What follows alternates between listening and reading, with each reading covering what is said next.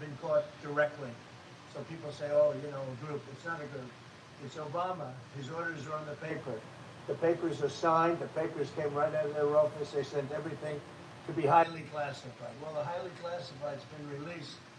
And what they did in 2016 and in 2020 is very criminal. It's criminal at the highest level.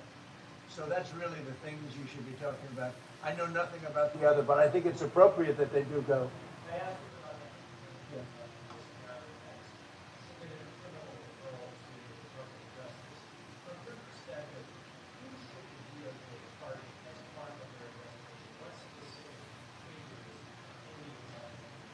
Well, based on what I read, and I read pretty much what you read, it would be President Obama. He started it. And Biden was there with him, and Comey was there, and Clapper, the whole group was there. Brennan, they were all there in a room. Right here, this was the room. This is much more beautiful than it was then, but that's okay. And nice pictures up that came out of the vaults. They were there for 100 years. This is much more beautiful. We have the Declaration of Independence now in the room, which wasn't here. Those people didn't feel.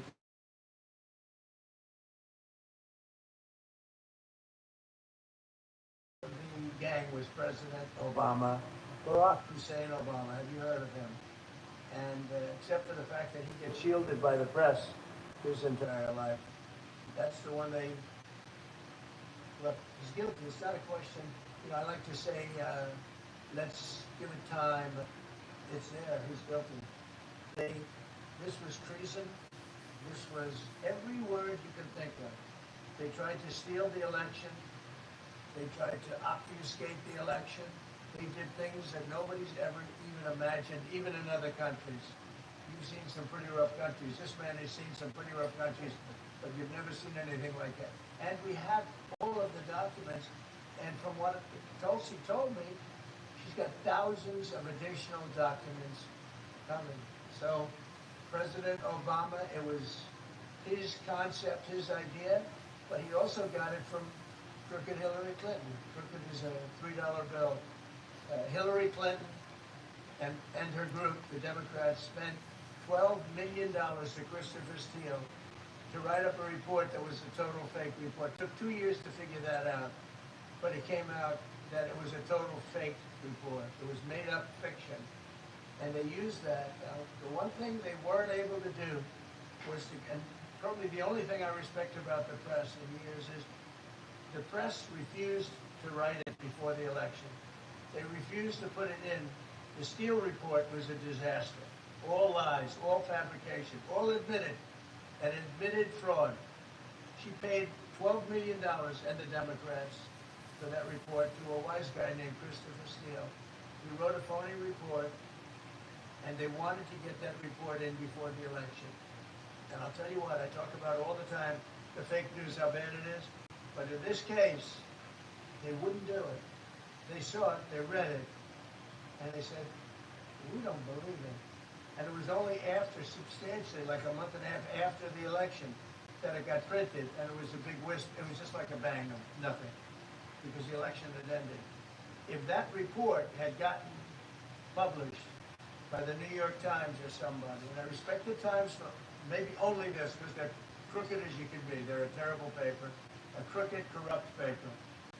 But for this one moment, they said, this is bullshit, we can't put this in. And neither could any other paper. Wall Street Journal's a lousy paper, very, very dishonest paper. As you see, I'm suing them for a lot of money because they do things very bad. It's got a nice name, but it's really, in my opinion, it's a terrible paper. And it can be corrupt. But just so you know, they didn't take the Steele report.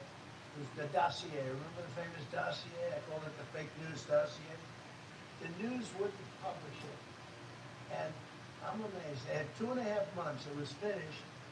2.5 months. That was supposed to be what was going to happen. And it got published a couple of months after the election. And frankly, nobody cared too much about it. But that was a big thing. No, we caught Hillary Clinton. We caught Barack Hussein Obama. They're the ones, and then you have many, many people under them. Susan Rice. They're all there. The names are all there. And I guess they figured they're going to put this in classified information and nobody will ever see it again, but it doesn't work that way. And it's the most unbelievable thing I think I've ever read. So you ought to take a look at that and stop talking about nonsense, because this is big stuff. Never has a thing like this happened in the history of our country. And by the way, it morphed into the 2020 race. And the 2020 race was rigged, and it was a rigged election. And because it was rigged, we have millions of people in our country. We had inflation. We solved the inflation problem. But millions and millions of people came into our country because of that. And people that shouldn't have been, people from gangs and from jails and from mental institutions, people that we don't want in our country, and people that we're getting out, dangerous people.